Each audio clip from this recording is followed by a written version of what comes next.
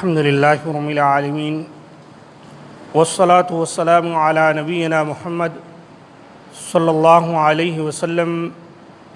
وعلی آلہ واصحابہ اجمعین ومن تبعہم بإحسان الی یوم الدین۔ عشرہ ذو الحجہ کے فضائل و اعمال کے سلسلے میں درس جاری ہے اور آج یہ اس سلسلے کی تیسری کڑی ہے۔ آج کے درس میں جو باتیں آئیں گی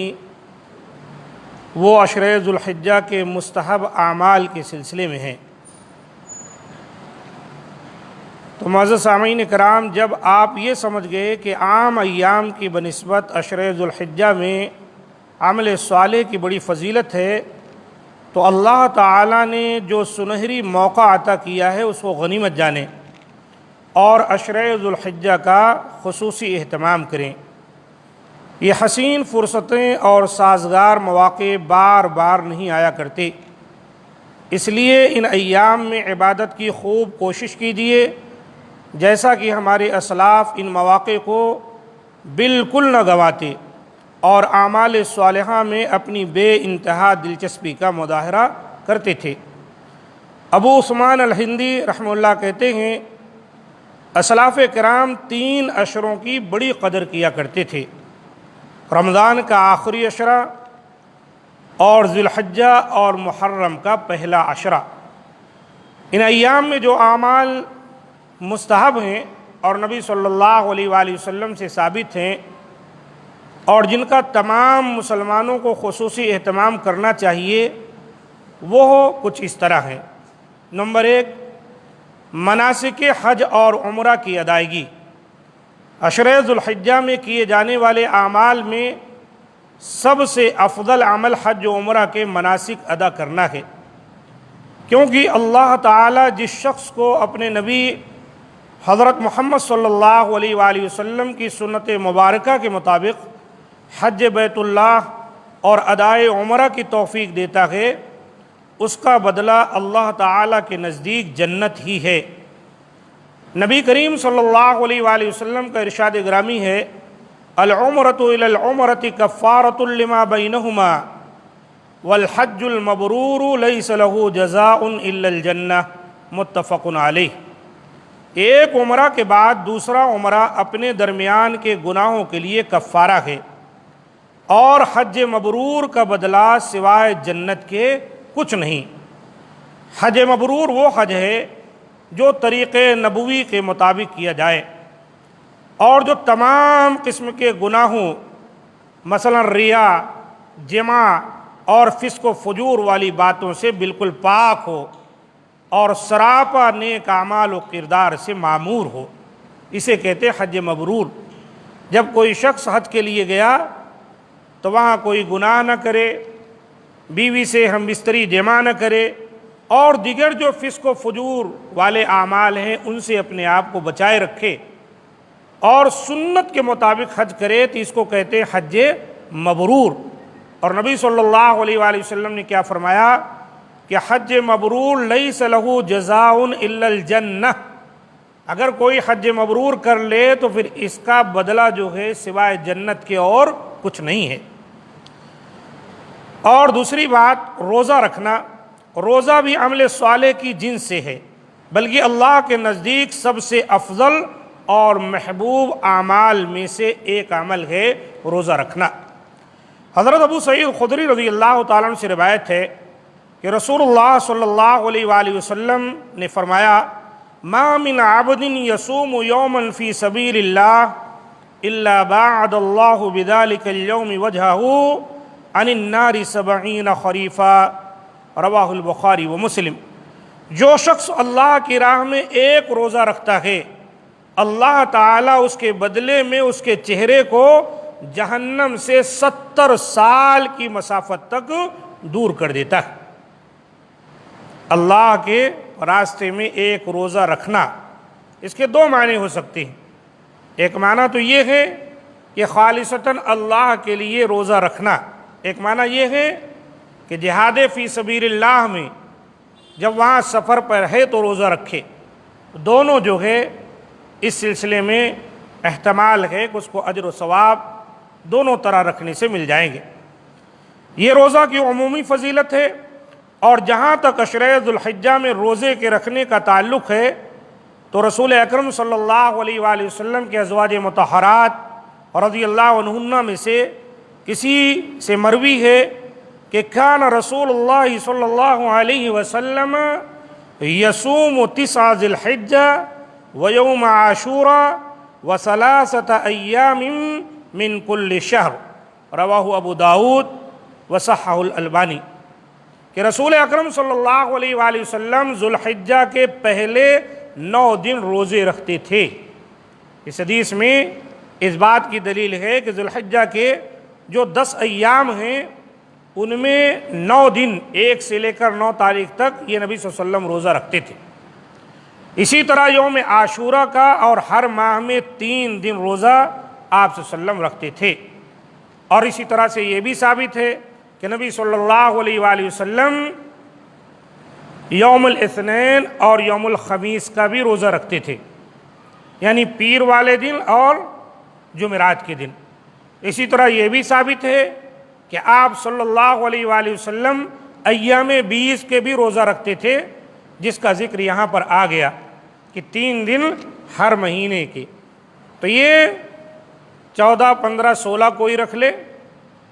ایام 20 جس کو کہتے ہیں، 13، 14، 15، یا پھر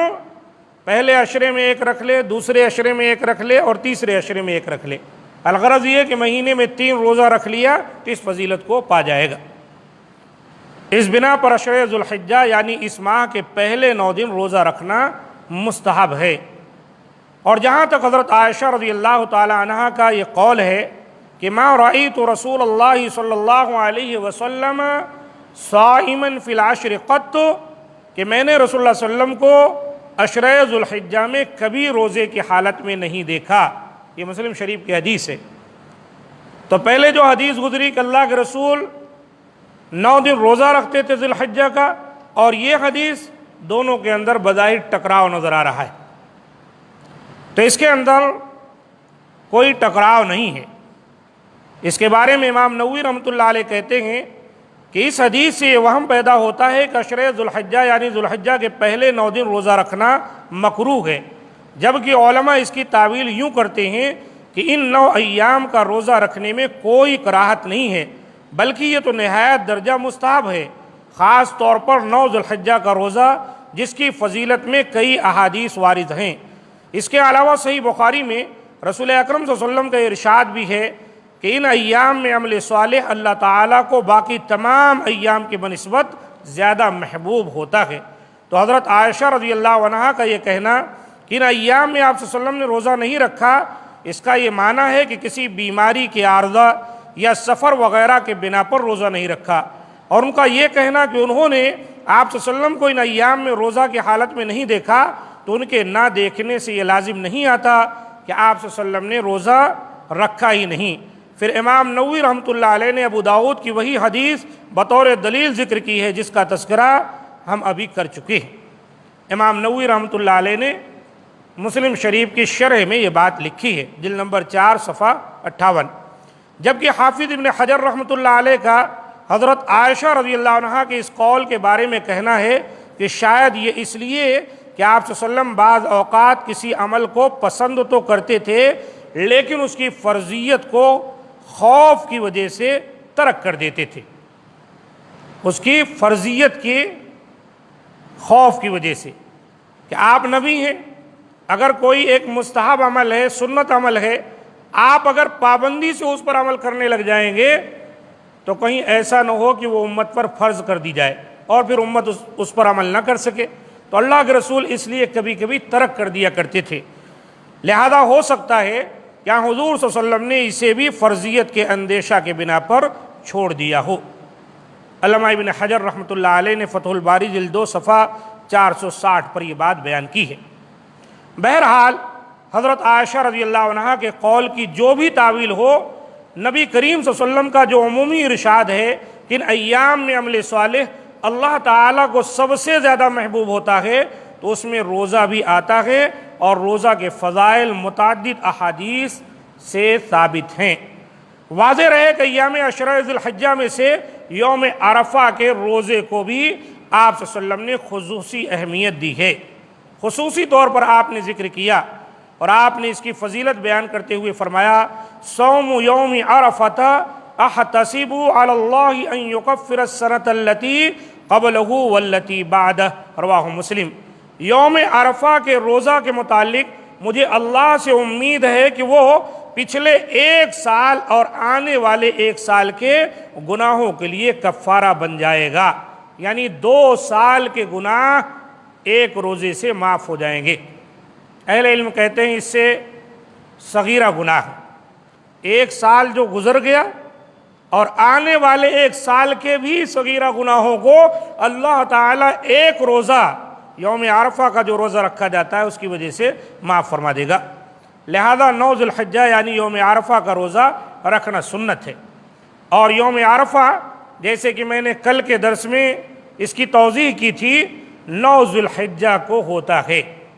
یہ نہیں کہ سعودی عرب میں جب عرفہ میں لوگ بیٹھے ہوئے ہیں تبھی یوم عرفہ ہے، بلکہ ہر ملک میں اپنی اپنی رویت کے اعتبار سے جو 9 ذی الحجہ ہوگا وہی عرفہ کا دن ہوگا، اسی دن روزہ رکھنا ہے۔ اگر کوئی یہ کہے کہ نہیں عرفہ تو دراصل جس دن حاجی لوگ عرفہ کے میدان میں وقوف کرتے ہیں وہ ہے عرفہ کا دن، تو بھائی حاجی تو وقوف کے لیے زوال کے بعد جاتے ہیں، ظہر کا جب وہ وقت ہو جاتا ہے تب وہ جو ہے عرفہ کے میدان میں جاتے ہیں، تو کیا آپ تب جو ہے سحری کریں گے؟ اور اس کے بعد جیسے شام ہو جاتی ہے وہ لوگ پلٹنا شروع کر دیتے ہیں، تو کیا کوئی کہہ سکتا ہے کہ آدھے دن کا روزہ رکھا جائے گا، دن میں سحری کی جائے گی، مغرب کے بعد جو ہے افطار کیا جائے گا؟ کوئی بھی نہیں کہہ سکتا۔ لہذا اس پر عمل وہی لوگ کر سکتے ہیں، جیسا کہ میں نے کہا، جو لوگ وہاں اور اس کے آس پاس رہتے ہیں، جو باقاعدہ واقعتاً یوم عرفہ کو پا سکتے ہیں۔ رہے ہم لوگ دور دراز ہیں، ہمارے لیے ہماری ہی رعیت کافی ہے۔ اللہ تعالی ہم تمام کو فتنوں سے محفوظ رکھے اور قرآن و سنت پر عمل کی توفیق دے، اور ہر طرح کے شر اور برائی سے محفوظ رکھے۔ ھذا ما عندی، سبحان ربک رب العزۃ عما یصفون، وسلام علی المرسلین، والحمد للہ رب العالمین۔